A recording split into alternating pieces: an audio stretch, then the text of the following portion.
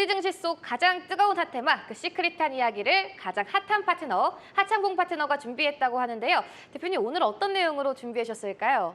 네, 오늘 이슈를 두 가지를 준비했는데 첫 번째 이슈는 급 소침해진 글로벌 증시입니다.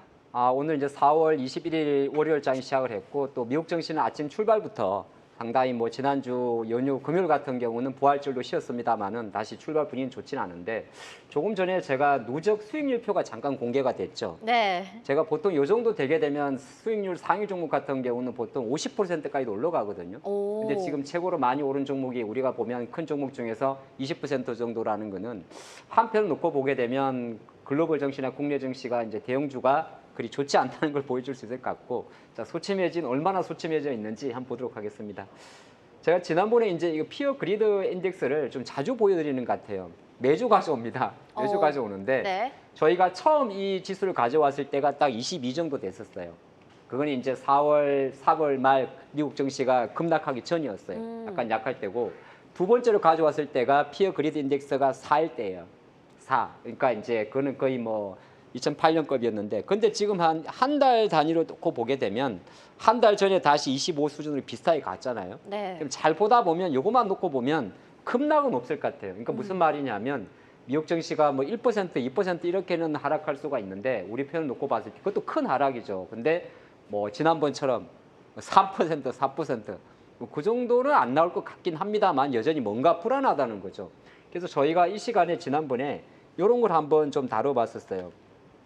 그러니까 그 피어 그리드 인덱스를 만드는 제가 지난번에 7가지 인디게이터가 있다고 말씀드렸지 않습니까? 네. 이 인디게이터가 이제 하나 이 지표 21이라는 숫자를 만들어내기 위해서 어떤 여러 가지 52주 신고가 신저가 비율이라든지 여러 가지 푸콜 레이쇼 있는데 좀 이제 우리는 가장 많이 보는 게 공포지수라 그러거든요. 빅스. 변동성이 크다는 건 대부분 이제 증시가 올라갈 때는 변동성이 크질 않아요. 우리가 변동성이라는 거는 지수가 많이 종목이 계속 올라가잖아요. 자고 나면 1%, 2% 올랐는데 변동성이 크다 그러진 않죠. 네. 대신 이제 상한가를 치는 급등주는 좀 다르겠습니다만, 그래서 보통 변동성, 볼이라고 이야기하는 변동성이 크다는 말은 확 빠졌다는 이야기거든요. 이 지수를 가만히 놓고 보면 사실 오늘 기준으로는 빅스가 지금 약간 이 실시간으로 보게 되면 제 판단으로 미국 증시가 지금 1% 이상 하락하고 있다면 대략적으로 빅스는 30을 넘어갈 거예요. 네. 그런 식으로 이제 왔다 갔다 하는데 추세적으로 놓고 보면 지난 4월 초순이었죠. 예, 그때 한때 50까지 갔을 때 저희가 뭐라고 이야기를 했냐면 50은 너무 오버페이스다. 결과론적으로 시간을 갖고 이렇게 지난해 6월 달처럼 조금 내려온다 그렇게 이야기를 했는데 여전히 30 정도면은 사실은 조금 높긴 높아요. 높긴 높은데 사실 이게 좀 안정권으로 들어오려 그러면은 숫자만 놓고 보게 되면 한 20 밑으로 내려와야 돼요. 네. 네. 근데 이게 이제 내려오기 위해서는 여러 가지 조건이 있는데 기억이 안 나실 수는 있어요. 제가 구두로 말씀드리면 이 인디케이터를 만드는 것 중에서 이제 상승 종목의 수가 하락 종목 수보다 많아야 되고 하락에 베팅하는 푸콜 레이쇼의 비율 자체가 0.6 이하로 내려와야 돼요. 근데 지금 이제 다른 지수를 놓고 보면 미국 같은 경우는 사실 우리가 항상 이것만 보고 할 수는 없는 거고 실제적으로 아마 미국의 그 빅스 지수가 만약에 20 밑으로 내려왔다면 이 게이지는 얼마까지 올라가냐 하면 그 뉴트럴까지 올라갑니다. 50까지 후행지표지만은. 그래서 미국 증시도 급락은 없을 것 같은데 제가 되게 긍정적으로 적어놨는데 그건 희망사항이고 네. 일단은 급등이 없다는 게 첫 번째 포인트가 될 것 같습니다. 대표님, 근데 여전히 황색선 위에 있다는 거는 그래도 네. 좀 불안하다는 뜻일까요? 그렇죠. 이게 이제 지수가 보게 되면 화면을 구성해 보면 황색 선이 이제 50일 이동 평균선이거든요. 그러니까 빅스 공포 지수의 50일 이동 평균선이 대략적으로 20 중반 정도에 있으니까 장기 플랜으로 놓고 보면 보통 50일 이동 평균이 20 언더에 있어요. 그래도 실제적으로 제가 점선으로 이렇게 표시를 해놨는데 이렇게 50선 위에 있을 때는 여전히 불안하다는 겁니다. 그러니까 미국 증시도 제가 요거는 조금 전에 말했던 요거는 희망사항이고, 그러니까 급락이라는 건 이제 지난번처럼 막 이렇게 3, 4%를 말하는 거 그렇지는 않는데 중요한 거는 미국 증시도 여전히 불안한 건 맞는 거고 왜 불안하냐 봤더니 왜 이러세요? 1958, 예, 나이가 아닙니다. 우리 트럼프 형은 맨날 SNS를 해요. 주말에 좀 부활절에 좀 쉬나 싶었더니 오늘 아침에 장 열릴 때부터 또 했지 않습니까? 한 8개 정도 하더라고요. X가 이제 예전에 트윗입니다. 네. 트윗인데 제가 오죽하면은 제가 타이틀을 다 제가 하고 싶은 이야기를 텍스트로 한번 적어봤어요. X에 푹 빠진 트럼프. 네. 제일 첫 번째가 이제 이런 식으로 되게 공격적인 단어예요. 난 테리프 치팅이라는 단어를 쓰잖아요. 치팅이라는 게 되게 영어 표현으로 하면 부정행위거든요. 네. 그래서 오늘 아침에 이제 트윗이 나왔는데 지금 X라고 이야기합니다만 한 9개 정도를 이야기를 해요. 그래서 통화 조작하지 마라. 요거는 이제 어디에 경고하는 거냐면 뭐 일본에도 간접적인 프레스를 가할 수 있습니다. 엔화 강세 가지 마라. 중국 위안하지 마라. 그렇게 볼 수도 있고. 그다음에 이게 관세라는 게 보게 되면 약간의 관세 같은 2번 관세 같은 VAT가 있어요. VAT가 이제 개인 사업자들은 잘 아세요. 부가가치세죠?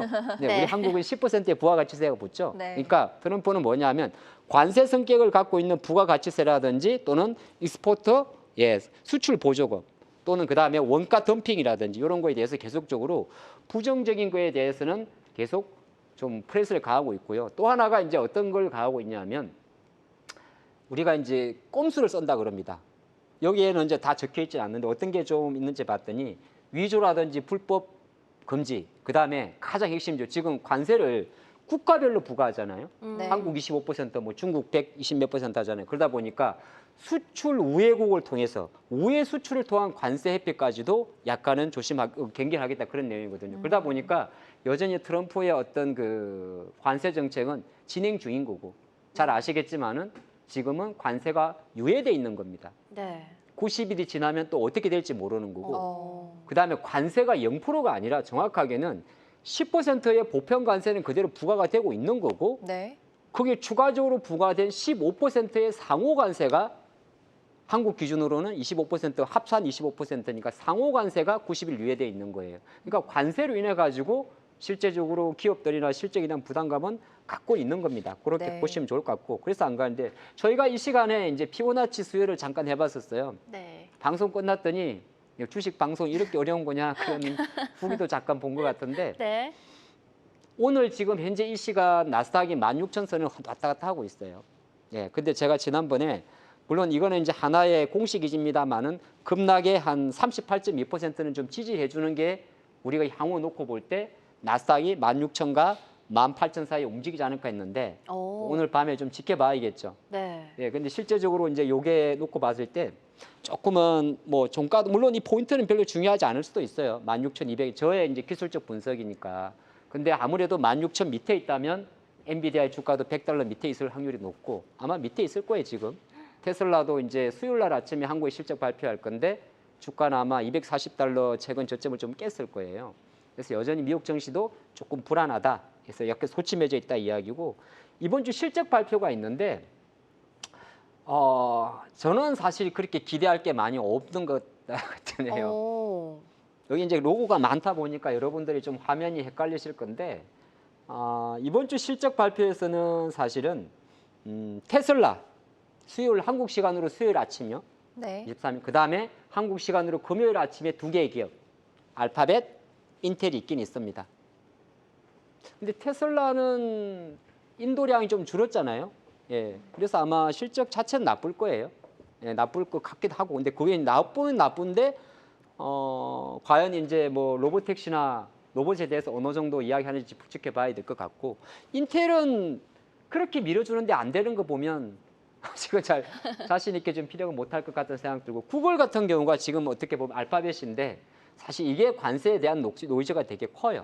그러다 보니까 사실 저는 이번 주만 놓고 봤을 때는 미국에 대한 실적 시즌 기대가 좀 낮고 사실은 미국에 대한 실적 시즌은 언제가 하이라이트냐면 네. 다음 주 후반에 정확하게 금요일 날 5월 2일 아침 우리가 근로자의 날로 하루 휴장하는 그 다음 날 아침에 메타와 마이크로소프트 실적 발표가 있습니다. 제가 생각할 때는 만약에 한국의 AI나 한국의 반도체나 테크주라면 다음 주 후반에 예정된 그 관점으로 보셔서 이번 주는 제가 오죽하면 구원자가 없다. 구원자가 아니다. 이 별로 도움 안 된다. 어. 그렇게 좀 사실 웃고 할 방송은 아닌데 네. 이제 혹시라도 이제 그래도 사실 좀 냉정하게 막이나 희망으로는 드릴 수만은 없는 거잖아요. 네. 조금 더 나쁜 이야기 하겠습니다. 알겠습니다. 이게 뭐냐 하면은 이제 미국은 실제적으로 실적 발표 들어가면 그래도 그나마 괜찮은 게 전체 S&P 500 기업 중에서 70% 정도가 컨센서스보다 잘 나옵니다. 오. 걔네들의 그 이유는 컨센서스를 확 내려놔서 그래요. 근데 미국은 S&P가 총 11개의 섹터로 있습니다. 네. 시가총액이 제일 큰 테크놀로지, 그다음에 금융주들이 제일 크고요. 시가총액이 제일 작은 유틸리티라든지 부동산 섹터로 이렇게 있는데 이제 실적만 조금 놓고 보게 되면 여전히 미국이 장이 좋은 S공포가 뭐냐면은 경기 침체잖아요. 이게 없을 때는 상관이 없었는데 미국은 보통 PER이 P 비율이 그러니까 포워드 P 비율을 씁니다. 앞으로 12개월 내 이 기업의 PE가 주가 수익 배열이거든요. 네. 한 20배 정도가 나옵니다. 어. 그래서 지금 보면 미국의 테크주들, 뭐 엔비디아라든지 이런 회사들이 20.69 정도가 나와 있고 금융주는 미국도 싸요. 13배 정도. 그리고 이제 보면 저기 3번이 커뮤니케이션 서비스. 예, 메타 같은 기업들입니다. 네. 이런 기업들도 22.3 이렇게 나와 있는데 현재는 지금 이게 약간은 부담이지 않을까? 예, 조금 생각은 하고 있습니다. 그러면 미국 주식은 여전히 좀 비싸다고 보시는 걸까요? 비싸죠. 왜냐하면 미국이 장이 좋을 때는 작년도 S&P가 6천선까지 가고 할 때는 S&P의 그 PR은 18배 정도가 나왔고 나스닥은 25배 정도까지 올라갔던 것 같아요. 네. 우리나라가 코스피가 PER 10배를 보통 싸다고 이야기하게 되면 미국은 20배 정도를 잡아야 되거든요. 근데 여기서 놓고 보게 되면은 예를 들어서 컨슈머 사이클, 그러니까 소비재 순환이라든지 또는 밑에 있는 밑에 뭡니까 베이징 머터리얼이라든지 부동산, 유틸 이런 거는 지금 보면 평균보다 싼데 그래서 실제적으로 미국 증시가 보고 보면 오히려 제 생각으로 약간은 이번 실적 시즌에서는 아까 말씀드린 대로 여타의 실적 시즌보다 미국의 테크주의 실적 시즌 자체가 미국 증시에 완전한 편입이 안 될 수도 있습니다. 아. 그러니까 그동안에는 이제 미국 장이 안 좋으면 뭐 실적으로 많이 커버시켜줬잖아요. 그래서 기승전 딱 이거밖에 없어요. 뭘까요? 이겁니다. 어. 저희가 지난 이 시간에 미국 국채 매도의 범인이 누구냐? 네. 그래서 중국을 생각했더니 중국은 생각보다 룩셈부르크라든지 브리셀을 통해서 국채를 매도할 수 있다고 했고 일본을 좀 진행하려고 그랬더니 일본이 또 아니라 말도 좀 많아요. 오늘은 그러다 보니까 글로벌 IB들은 야 일본도 미국도 아니면 이거는 헤지 펀드들이다. 근데 사실은 그게 별로 의미가 없는 것 같아요. 네. 주시한 관점에서 제일 의미 있는 것은 미국 국채 가치가 헐값이 되는 거예요. 그래서 미국 국채 가치 헐값의 바로미터는 바로 10년물 국채금리인데 제가 늘 강조드리는 게 이게 관세 이전에는 4.2 정도 밑에 있었어요. 지금 방송을 하는 이 시간에도 계속적으로 4.3 중간에서 파닥파닥 하잖아요. 그 말은 뭐냐면 미국의 헤지펀드든 투자가들이 미국 주식을 사기보다는 미국 채권을 팔고 있다는 이야기예요. 미국 채권을 팔았다는 말이 채권 가격이 떨어지니까 금리가 오르는 거잖아요.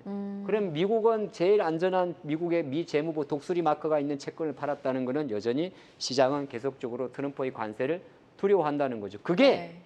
한국에서도 똑같이 나오고 있어요. 오. 이 데이터 보면 깜짝 놀라는데요. 월별 기준으로 외국인의 수급을 한번 평가를 해봤습니다. 네. 1월 달에는 1조 8천억 빨길래 뭐 연초니까 뭐 그래 뭐 그럴 수 있지. 2월 달에 3조 6천억 팔길래 어쭈. 왜냐하면 2월 달은 왜 그랬죠 아시죠? 우리가 설 쉬고 왔더니 2월 3일 날 냅다 관세 때렸거든요. 네. 얘 봐라 이렇게 해도 돼. 3월 달에는 조금 덜 팔길래 아 그럼 뭐 설마 상호 관세까지는 안 가겠지 했더니 4월 접어들어서 벌써 오늘 기준으로 네. 10조 팔았습니다. 와. 그러니까 보니까 이제 아까 말한 대로 그런 이야기를 하는 거예요. 뭐 개별주도 많이 가고 대형주 삼성전자 하이닉스 이번 주에 사실 목요일 날 삼성전자 하이닉스 실적 발표 있어요. 네. 혹시 여러분들 기대합니까? 조금.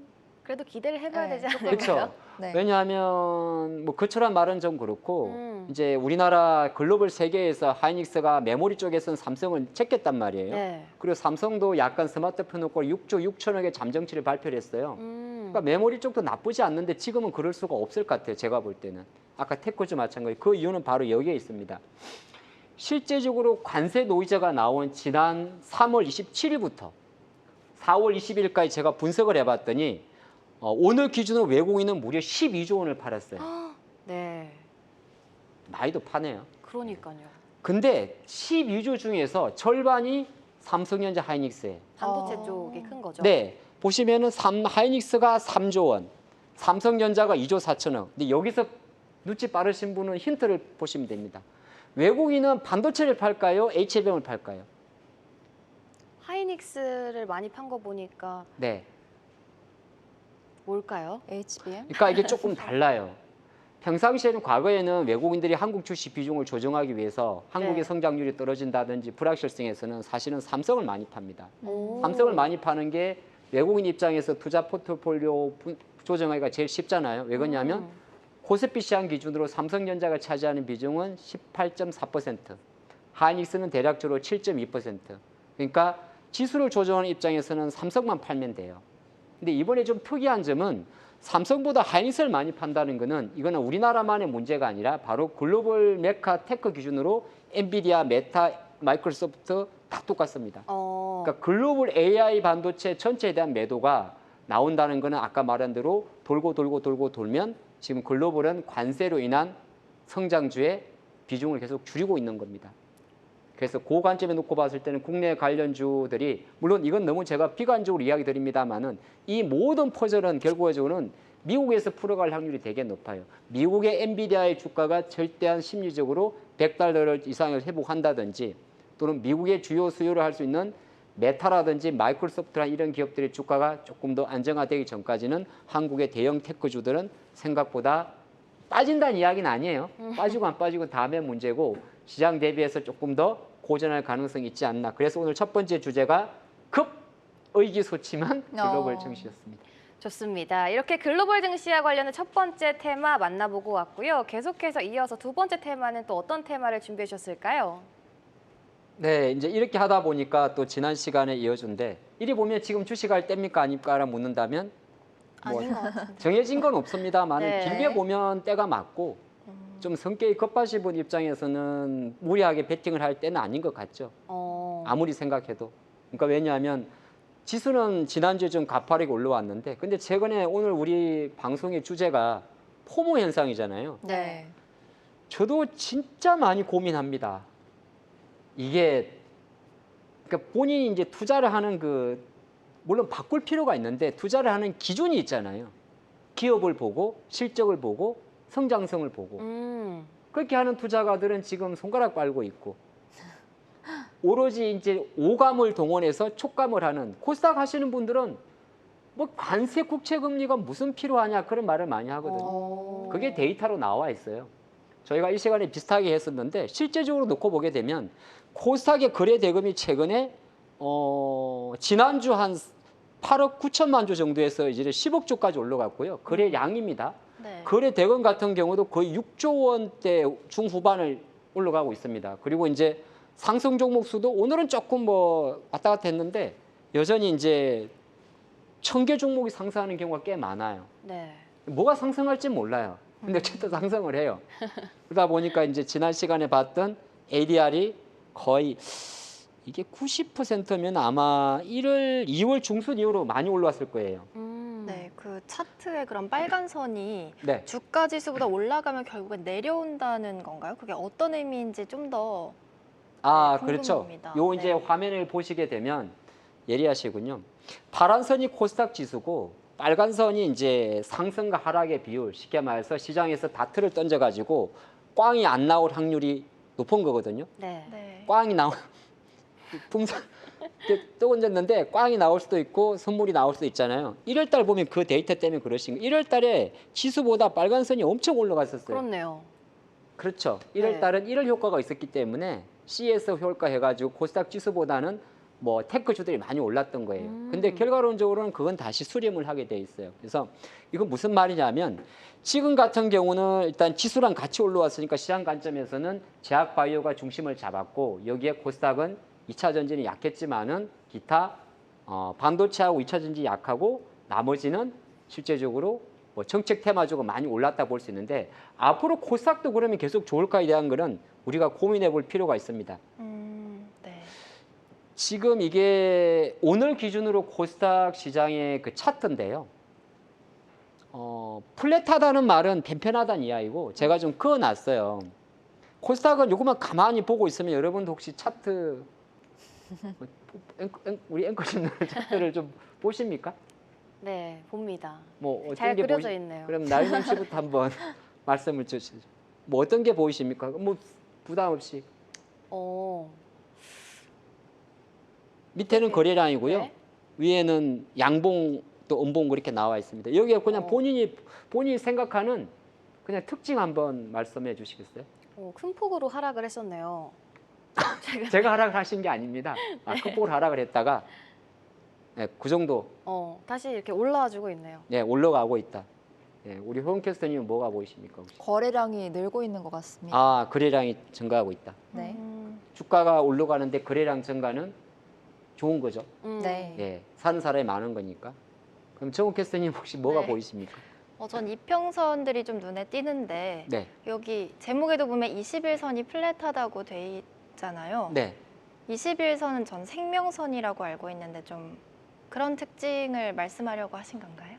네, 막혔다는 이야기에 말씀하신 대로. 그러니까 우리가 이제 기술적 분석이라는 것은 사실 사후적인 어떤 한계점을 갖고 있는데 보통 기술적 분석에서는 이제 3개월을 나타낸 60일 이동 평균선 자료 화면에서 파란선이 될 것 같습니다. 그리고 한 달짜리 생명선을 나타내는 21선 빨간선이 되어 있습니다. 네. 근데 가만히 놓고 보면 위로는 막혀 있는 거예요. 위가 왜냐하면 수급선이라고 이야기를 하는데 61선 수급선이 지금 보면 코스닥 지수 기준으로 730에서 조금 막혀 있습니다. 그리고 이제 그다음에 코스닥이 코스피보다 강한 이유는 바로 생명선에 있는데 생명선 요 빨간 선이 워낙 코스닥이 하락을 보이다 보니까 플랫해진 거예요. 플랫해졌다는 말은 무슨 말이냐면 주가 관점에서 밑에는 받쳐준다는 말이고요. 네. 이런 식으로 검정색처럼 5월선이 내려오면 위에서 때린다는 이야기입니다. 네. 그럼 코스닥 시장 같은 경우는 물론 제약 바이오주가 주가를 좀 잡아주는 게 있고 2차 전지가 좀 약하지만은 실제적으로 잡아주는 2차 전지 바이오 때문에 단기적으로는 심리가 되게 긍정적이고 다만 치고 가는 힘 자체는 결과적으로 누가 결정하느냐? 알테오젠 같은 시가총액 상위에 있는 바이오주가 추가적으로 주가를 상승해 준다든지 그게 아니라 그러면은 이 코스닥 지수도 조금만 시간이 지나게 되면 다시 코스피와 유사하게 갈 수가 있습니다. 그래서 지금은 많은 투자분들이 코스피는 볼 거 없어 무조건 코스닥에 그렇게 보는 것 같습니다만은 네. 데이터만 놓고 봤을 때는 조금 더 완벽한 플랫 조정. 여기서 약간 기술적 분석 관점에서는 이 누워 있는 플랫한 이 20일 이동 평균선이 우상향으로 확 돌아가면 돼요. 근데 이게 돌아가기 위해서는 코스닥 시가총액 기준을 놓고 봤을 때는 알테오젠이 만약 예를 든 겁니다. 시가총액 6%를 차지하는 알테오젠이 한 40만 이상의 경과에 잡아준다든지 다음 주 실적 발표 예정된 에코프로 그룹이 시가총액 기준을 놓고 보게 되면 추가적인 하락보다는 지지가 나와야 됩니다. 그게 안 나온다면 아무래도 코스닥은 개인들 매매 비중이 높기 때문에 빨 수밖에 없고요. 그러다 보니까 이제 네. 이렇게 오는 겁니다. 정책 테마 전성시대. 네. 침 튀겼네요. AI, 이게 제가 좀 적어봤어요. AI 투자. 지금 우리나라는 약간 글로벌과 다른 이야기가 나오는데 정책의 슬로건을 보게 되면 모두의 AI라는 단어가 나옵니다.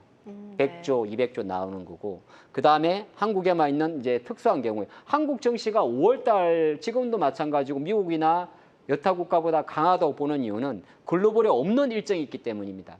물론 다음 주에 글로벌의 일정이 비슷한 게 하나 있긴 있습니다. 저 멀리 캐나다 총선이 다음 주에 있긴 있겠는데 그건 빼고 나면 뭐 캐나다랑 우리랑 비교할 건 아니잖아요. 한국에는 이제 그런 일정이 있다 보니까 뭐 행정수도 균형 발전, 저출산, 에너지, 정시 저평가, 로봇 우주 양자, STO, CBDC, 일자리, 돌봄, 방산. 방산도 이제 좀 다른 게 이 방산 정책 테마는 기존의 방산 수출이 핵심이 아니었고요. 방산 전산화가 핵심입니다. 네. 네, 조금 다른 그림이에요. 그러다 보니까 이제 전자화된 방산을 말하는 거고 K컬처 같은 경우는 이제 실제적으로 원래 있던 건데 결과적으로는 정책 테마주의 전성시대고 2차 전지 바이오도 우리나라가 지난주에 보게 되면 12조 원 규모의 추경 이야기를 하지 않습니까? 네. 거기에 포함은 되어 있습니다. 포함은 되어 있는데 이제 이 종목들이 조금 무겁다 보니까 이런 섹터들은 조금 쉬고 있다. 네, 이게 다 이렇게 나눠져 있는데 네. 그럼 정책 테마주들의 공통점은 어떤 게 있을까요? 공통점은 양봉이라는 거죠. 잘 올라가고 있습니다. 네. 내 게 아닌 거지. 네. 근데 가만히 보면요. 여러분들 이미 대충 이렇게 말씀드리면 주식을 이제 개별주 많이 보시는 분들은 뭐 행정수도 관련 테마가 뭐고 절주산이 뭔가 대부분 아실 거라 믿어요. 제가 굳이 종목은 언급하지 않겠습니다. 근데 여기에 공통점이 하나 있어요. 제일 안 가는 이쪽 2차 전지, 바이오, 정시 저평가 이거 딱 빼고 나면 전부 다 내수주 비중이 높습니다. 내수주. 왜냐하면 대부분이 정책 테마가 지금 현재 실적보다는 정부의 지원을 기반으로 해서 움직이는 속이잖아요. 네. 그러다 보니까 내수주가 좀 많고요. 내수주가 많고 시가총액이 좀 작습니다. 그러니까 시가총액이 작다는 말은 아무래도 공매도라든지 대차장고 증감에 되게 비우호적인 종목들이에요. 근데 이런 게 좀 있고 또 하나가 환율이 내려갔을 때 좀 유리한 기업들이 많습니다. 그러니까 환율이 내려갈 때 유리한 기업 많다는 건 뭐냐 하면은 사실 회사가 뭐 좋은 것도 있고 나쁜 것도 없잖아 있는데 네. 대부분이 이제 만약에 펀더멘탈로 말씀을 드리면 외압 빚이 많은 기업들이 많아요. 그러니까 재무 상태 되게 안 좋습니다. 네. 근데 이 빚이 많은 기업들이 한편으로 놓고 보면 원화 강세와 이런 거에 상대적으로 반사이익도 노릴 수가 있습니다. 물론 이는 너무 좀 갖다 붙인 건데 그런 게 좀 있는 공통점이 될 것 같습니다. 네. 말씀해 주신 것만 들어도 테마 쪽에 수급이 쏠리고 있는 모습이잖아요. 네. 이 현상이 약간 일시적인 현상이라고 봐야 될지 아니면 이 흐름이 좀 계속 지속될까요? 매년 나오는 이야기입니다. 매년. 작년도 12월 13일 한경 코리아 마켓의 기사 헤드라인. 우리나라가 12월 9일 날 좀 안 좋은 사건이 있었죠. 작년도에. 네. 그래서 그 당시 기사 헤드라인입니다. 정권 기사. 비상계엄 날뛰는 정치 테마주, 금감원 집중 감시한다. 집중 감시한다 그러면 날아가는 게 테마주입니다. 그 왜 그러냐면 사람들이 관심이 없다가 관심을 오히려 역으로 갖게 되는 거죠. 네. 근데 이거는 제가 이렇게 좋고 좋아할 건 아니고 4월 17일 땡땡 뉴스 관세 리스크 여진의 국내 증시 대형주는 정체. 다만 정책 테마주 헐헐. 4월 18일 지난주 금요일 기사 테마주입니다. 10개 종목에 9개가 이렇게 하다 보니까 시장에서 어떻게 하냐 하면은 몰랐던 사람들이 관심을 가지게 되는 거예요. 네. 그러니까 아까 포모 현상이라고 말했던 거는 아. 실제적으로 각 보고 알고 있는데 손을 못 나간 사람이고 이렇게 계속 기사가 나오니까 언론에서 오히려 이게 역효과를 가져온 것도 없잖아 있고 그 배경에는 바로 이게 있습니다. 코스닥 거래 지난번에 저희가 말씀드렸는데 코스닥이 하루에 6조 원의 거래 대금을 보이고 있고 네. 뭐 이렇게 보게 되면 코스닥 매매 대개의 거래 대금의 주체가 78.5%가 개인 투자가입니다. 16%가 외국인 투자가 3% 정도가 기관 투자가예요. 네. 우리 개인 투자분들 저도 개인이고 다 개인입니다만은 무거운 종목보다는 가벼운 거를 좋아합니다. 그러다 보니까 어쩔 수 없이 이거는 그냥 시장의 현상이다 그렇게 해석해 좋을 것 같고 다만 그런 것도 없잖아 있어요. 이게 돈들이 큰 돈이 들어가기에는 조금 외부 환경이 안 좋단 말이죠. 이게 보면 되게 그렇죠. 지금 아마 시장에서 많이 나오는 단어 중에 하나가 우리나라 환율이 강세다는 이야기 나올 겁니다. 네. 네. 별로 좋은 건 아니죠. 우리 경제가 튼튼해가지고 원화 강세가 아니라 바로 이 달러가 약해서 그런 거죠. 네. 근데 지금 이제 제일 많이 나오는 이야기가 엔화입니다. 엔화. 근데 이제 설마 이분이 여기서 뒤통수를 치진 않겠죠? 뭐 주말에 사실 저도 주말에 많이 기다렸는데 일본의 정책팀이 미국을 갔단 말이에요. 워싱턴으로. 근데 아직까지 구체적으로는 안 나왔어요. 근데 요거는 제가 말씀을 드리면 환율은 다음 주 목요일 이티데이입니다. 거의 뭐 쪽집게네요.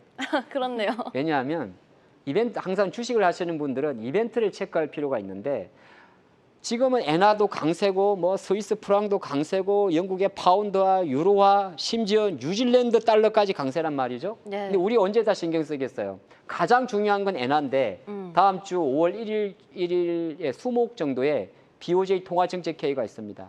네. 그래서 제가 판단할 땐 엔화 약세 어떤 반등의 트리거는 그때까지 엔화 시장에 베팅하는 환 트레이더들은 아마 일본의 보유제 회의에서 집중할 것 같고 그 이후에 포지션을 청산하거나 방향이 바뀔 수가 있어서 약간 이 너저분하고 힘든 시간 그리고 미국도 실제적으로 놓고 보게 되면 제가 시간이 많이 지나 좀 정리를 하게 되면 미국도 실제적으로 놓고 보게 되면 미국의 테크주 애플 메타 다 고전하고 그나마 에너지라든지 부동산이라든지 이런 것만 좀 선방하거든요. 그래서 네. 조금 아쉽지만은 글로벌 시장 관점에 놓고 봤을 때는 대형주는 조금 더 기다려야 될 것 같고 그 과정에서 정 내가 그래도 일당벌이라도 해야겠다 하시는 분들은 정말 자기가 갖고 있는 정해진 지지과 청산에 대한 확실한 룰을 가지고 정책 테마주에서만 네, 하셔야 되지 않나 그래 보겠습니다.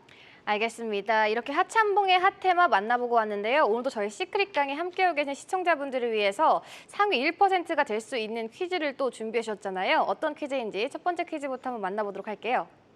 네, 제가 올 퀴즈는 이건데요. 첫 번째는 미국 주식이 한국 증시 대비 밸류가 높은 이유가 아닌 것은 1번 시장 규모, 2번 글로벌 투자자, 3번 시장 지배력, 4번 저배당.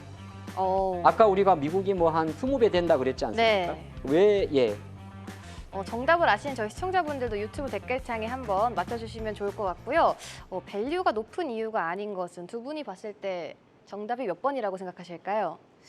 저는 저배당이란 단어가 눈에 띄는데 네.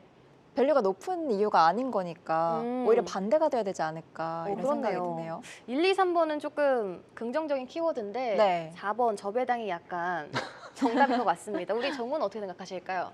네, 저도 1번이랑 3번은 확실히 답이 아닐 것 같고 아무래도 2, 4번 중에 하나가 아닐까 이런 생각이 듭니다. 알겠습니다. 저희는 4번으로 어떻게 통일이 된 것 같은데 정답이 뭘까요, 대표님? 오늘 정치권에서 모 대권 후보가 이런 말을 했습니다. 대한민국 주식이 5,000포인트를 갈 수 있다. 대신 그 5,000포인트를 가기 위해서는 PBR 0.1, 0.2는 상장 폐지시켜야 된다. 그런 네. 내용이거든요. 네. 그게 바로 정답입니다. 저배당을 말하는데 우리나라에 이제 어떻게 보게 되면 나전 주주 친화 정책을 비꼬아서 한 말이 볼 수가 있고요. 미국 같은 경우는 실제적으로 한국의 밸류가 대략 10배, 미국이 20배라면 실제로 미국은 종목수 기준으로도 우리보다 훨씬 많은 8천 개 이상의 기업이 있고 네. 또 글로벌 기업과 많은 글로벌 투자자들이 미국 주식에 참여하기 때문이고 또 여기에다가 미국의 기업들이 가격 지배력을 갖고 있기 때문이죠. 그래서 항상 한국이 많은 디스카운트를 보일 수밖에 없는 이유 중에 하나가 거꾸로 놓고 보면 미국은 항상 고평가 상황에 있기 때문입니다. 네, 그렇게 좀 정리할 수가 있겠습니다. 알겠습니다. 댓글창을 보니까 저희 시청자분들이 굉장히 또 똑똑하신 것 같습니다. 정답을 다 4번이라고 맞춰주셨는데 그럼 계속해서 두 번째 퀴즈는 어떤 퀴즈인지 바로 만나보도록 하겠습니다. 네, 두 번째는 또 환율 이야기네요. 요거는 조금 어려울 수 있어요. 네. 금리가 높은 고금리 상황에서 달러화 가치 하락은 정시에 부정적이다. 조금 더 설명을 좀 드려야 될까요? 네, 힌트 주세요. 네. 아니 이제 문제 설명을 조금 추가하면 지금 미국의 국채 기준금리가 4.5% 정도 되거든요. 네. 그러니까 미국이 금리가 상당히 높은 상태에서 최근에 달러 가치 내려간다고 지금 말이 많잖아요. 네, 그걸 아마 힌트 잡으시면 좋을 것 같습니다. 알겠습니다. 저희 시청자분들이 X라고 답글창에 달아주셨는데 저는 대표님이 질문을 읽어주실 때 이미 답변을 이야기해 주시는 줄 알았습니다. 증시에 부정적이다라고 이렇게 저게 정답일까요? 아, 시청자분이 X라 그랬어요? 네, X라고 답글을 남겨주셨습니다. 과연 X가 맞을까요? 이거는 제가 O라고 말씀드리고 싶습니다. 오. 네, 왜냐하면 전제 조건 때문에 그래요. 그러니까 이거는 사실 완벽하게 OX다고는 말할 수는 없는데 네. 실제적으로 달러가 약하다는 거는 중시 관점에서는 대부분이 긍정적입니다. 왜냐하면 돈의 가치가 떨어졌으니까 달러에 있는 돈을 갖고 있는 것보다 오히려 주식을 투자하는 게 맞는 거죠. 신뢰가 2020년 코로나 때입니다. 근데 제가 문제에서 전제를 달았잖아요. 고금리 상황이란 전제가 있는 겁니다. 고금리 상황에서 달러의 가치가 약하다는 거는 원래 통화와 금리는 반대 방향으로 움직입니다. 우리가 가끔 그런 거 들어보셨을 거예요.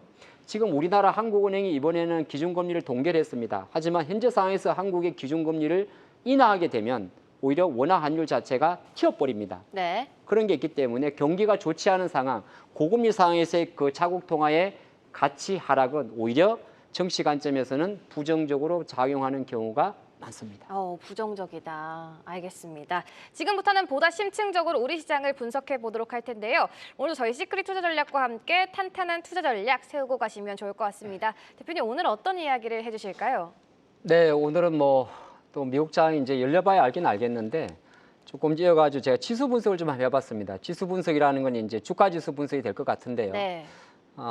예전에 한번 말씀을 좀 드렸는데 물론 주가 지수라는 거는 이제 삼성전자라든지 하이닉스라든지 뭐 LG에너지솔루션 마찬가지 코스피 같은 경우는 많은 종목들이 이제 서로 엮여가지고 하나의 종합 주가지수를 만들게 됩니다. 근데 우리나라는 지금 보게 되면 미국이 지금 나스닥이 만약에 16,000포인트, 16,200포인트 정도가 중요한 어떤 최근 반등의 박스권이라면 네. 우리나라는 조금 여유가 좀 있어요. 미국보다는. 최근 증시를 놓고 보게 되면 한국 같은 경우는 이제 이게 물론 뭐 다른 효과도 있습니다만 수혜 섹터에 대한 그론이 좀 많다 보니까 상대들 좀 강한데 우리나라 기준으로는 지금 수급선이라고 이야기하는 그 60일선은 대략 2,500 정도 중반에 있고요. 제가 화면 좀 준비했는데 네. 그다음에 우리가 생명선이라고 말을 하는 그 자리는 20일선은 대략 2,500포인트 정도의 없잖아 있긴 있습니다. 근데 이제 화면을 보시게 되면 우측이 지금 중요한데 어쨌든 2,650에서 대략 2,300포인트까지 단기적으로 대략 350포인트 정도가 하락한 이후에 하락폭에 한 30% 정도 올라왔어요. 올라왔는데 한 가지 걸리는 건 뭐냐면 코스피 기준으로는 오히려 지금 시장은 그런 것 같아요. 올라가면 사겠다는 세력보다는 미국 증시가 불안하다 보니까 대형주의 자금 자체가 계속 눈치 보기를 하고 있습니다. 네. 어제 오늘 약간 우리나라 증시가 그나마 뭐 미국 증시에서 좀 더 강했던 이유는 아무래도 자동차나 금융주 쪽으로 또 미국 우리나라 이제 대권 후보의 코리아 디스카운트 해소 발언에 대한 이슈가 나오다 보니까 뭐 기관들이 자동차를 산다든지 아니면은 KB금융 같은 연기금을 사서 그런 거지 크게 놓고 보게 되면 우리나라는 요 마디 가격을 크게 벗어날 가능성이 좀 낮아요. 네. 그러니까 우리가 미국보다 상대적으로 강한 건 있는데 최소한 미국 증시의 변동성 지켜봐야겠습니다만은 지금 보여주고 있는 요 2,450포인트 정도를 기반으로 해가지고 위로 아래로 한 100포인트 정도만 열어두는 게 좋고요. 거꾸로 내려오면 다시 한번 시장 그런 것도 있어요. 나는 지금은 좀 그렇고 조금 내려오면 다시 보기도 하시는 분은 차라리 2,400포인트 밑에서 공략하는 게 좋습니다. 왜냐하면 그렇게 되게 되면 우리나라 관점에 놓고 볼 때는 잡아주는 라인이 있어요. 그게 2,300 정도가 되게 되는데 그 라인이 있기 때문에 이제 지수를 보면서 하시는 분들은 아무래도 시장이 조금 내려왔으면은 사겠다는 의견. 이거는 이제 저만의 생각이 아니라 아까도 봤습니다만 외국인들의 매도도 있고 투자자별 동향을 보면 실제적으로 본격적인 베팅은 안 하겠다는 거거든요. 우리나라가 그 이번 주에도 2+1의 미국과의 관세 협상 가서 뭐 이슈가 있긴 있지 않습니까? 그렇죠. 근데 우리가 풀 수 있는 내용이 아니죠. 가장 중요한 거는 미국과 중국 관세 유예도 중국은 예외를 했지 않습니까? 네. 그런 관점이 있기 때문에 시장은 조금 더 미국과 중국의 어떤 그 조금 더 유화적인 제스처 그리고 또 하나가 그거는 이제 정치적 이해가 되는 거고 우리가 전반부 시간에 이슈 하나 두 개 이야기할 때 말씀드렸던 엔화 시장의 환 변동성 안정 플러스 볼 게 많네요. 딱 세 가지입니다. 하나가 엔화가 좀 140엔 초반에서 지금 계속 강세로 떨어지거든요. 네. 그거 좀 멈춰주는 거 첫 번째. 두 번째가 미국 국제 수익률이 조금 안정권에 들어가는 거. 여기에 또 아침에 트럼프가 하필 또 파월을 해면에 많아 그러니까 그러니까요. 물론 뭐 그럴 수 있다고 그럴 수 있는 건 아닌데 네. 그럼에도 불구하고 이제 불안한 감이 오는 거잖아요. 그걸 조금 보시면 좋을 것 같고 근데 조금 좀 안 좋은 것도 있어요. 그러니까 여러분들도 이제 주식하여 좀 이런 자료를 보면 지금 주식하기가 되게 어려워요. 네. 이게 이제 우리나라 산업연구에서 나온 제조 BSI 기업 경기 실사 지수입니다. 오늘 우리가 4월 매출 수출이 발표됐는데 반도체 플러스 나머지 전부 다 마이너스였거든요. 수출 동향도 마찬가지였는데 기업들이 실제적으로 체감하는 BSI 경기 기업 실사 지수를 보게 되면 크게 네 가지 섹터가 있는데 네. 우리가 정보통신 분야 ICT, 기계, 소재, 신산업이 있습니다. ICT 쪽에서는 이제 그래프를 놓고 보게 되면 밑에 그래프가 중요해요. 이게 이제 숫자로 말씀드리면 100 이상이면은 그나마 괜찮다는 겁니다. 근데 거의 100을 하회하고 있네요. 네, 100을 하회하고 있고 그다음에 이제 디스플레이가 100을 상회한다는 거는 사실 우리나라 관점에서는 뭐 OLED 정도는 될 수는 있는데 이거 사실 투자할 만한 기업이 생각보다 많지 않거든요. 삼성 디스플레이 정도만 있다 볼 수 있지 않겠습니까? 근데 제가 중요하게 보는 건 밑에 거예요. 밑에 조그마한 파란 선이 전분기 대비해서 변화폭입니다. 네. 이게 올라와야 좋은 건데요. 지금 보시면은 반도체는 3% 수준에 있는 거고 가전도 7% 정도. 물론 그나마 좋게 본 겁니다. 가전은 실제적으로 관세 노이즈에 1차적으로 피해가 가장 많은 섹터가 되는 거죠. 왜냐하면 이거는 이제 멕시코도 마찬가지, 베트남도 마찬가지고 자동차는 0%예요. 그러니까 0%라는 것 자체는 뭐냐면 거의 실적에 대한 변화폭이 없는 거죠. 그러니까 현대차, 기아차가 모비스나 이런 기업들이 시장에서 갖고 있는 매력은 뭐냐면 실적이 안전하다는 것과 싸다는 것밖에 없어요. 그리고 또 하나가 그거는 다음 주 발표될 미국의 제너럴 모터스 GM이 실적 발표가 다음 주에 있습니다. GM에서 어느 정도 GM의 또 실적 발표도 되게 중요해요. 왜 그러냐면 현대차가 지난번에 주가가 좀 올라갈 때 지행가의 파트너십에 대한 이슈 때문에 좀 올라갔던 게 있어요. 예, 그런 게 좀 있는 게 있는 거고 조선 같은 경우도 최근에 보게 되면 조선주 갖고 있으신 분들 요거 데이터 보게 나면 조금 불안할 수도 있어요. 물론 이제 조선하고 방사는 워낙 강한데 실제로 조선에 대한 전분기 대비 변화폭도 3% 정도입니다. 그나마 좋은 게 뭐냐? 예, 보게 되면 대부분이 뭐 철강. 근데 철강도 좀 그렇죠. 그래서 다 차지하고 놓으면 실제적으로 바이오 헬스케어 초록색 바이오 헬스케어하고 디스플레이 2개 빼고 나면 기업들이 바라보는 현재 상태의 실적 자체는 조금 부정적이다. 그리 볼 것 같고 그러다 보니까 이제 저도 전략을 좀 해봤는데 네. 물론 뭐 이거를 팔고 저렇게 가라는 이야기는 아니에요. 제가 생각할 때 기존 주도에 있던 이 섹터들이 오히려 실적 부담을 조금 가질 수도 있습니다. 실례로 이제 오늘 장 마칠 쯤에 한화엔진이 실적을 발표했거든요. 잘 부합하게 나왔어요. 근데 별로 반응이 없어서 물론 그 하나를 보고 다 평가할 수 없습니다만은 조선방산, 엔트, 화장품, 바이오가 지금의 주도주들입니다. 주도주들인데 이 주도주들도 무조건 이쪽으로 비중을 막 늘리기보다는 실적 발표 주가 흐름을 좀 보면서 봐셔야 될 것 같고 기회 영역은 당장 지금 다 사란 이야기는 아니에요. 하란 이야기는 아닌데 어떻게 보게 되면 왼쪽은 지금까지 시장을 지탱해 주셨고 오른쪽은 앞으로 시장이 좀 안정화됐을 때 바닥을 칠 수 있는 종목들입니다. 그 관점으로 한번 이건 사실 지금 당장 오늘 내일의 전략이 아니라 최소한 여러 가지 매크로 환경까지 감안했을 때 일정 부분 시장이 조금 더 자신 있게 올라간다는 시점이 오면 그건 언제 정도 될까요? 그건 제가 예측할 수는 없으나 네. 아무래도 미국의 빅테크 실적 발표하는 다음 주 전후가 조금 더 좋은 타점이 되지 않을까 그렇게 보고 있습니다. 알겠습니다. 지금까지 하창봉 파트너와 시크릿 강의 함께해 주신 여러분 모두 고맙습니다.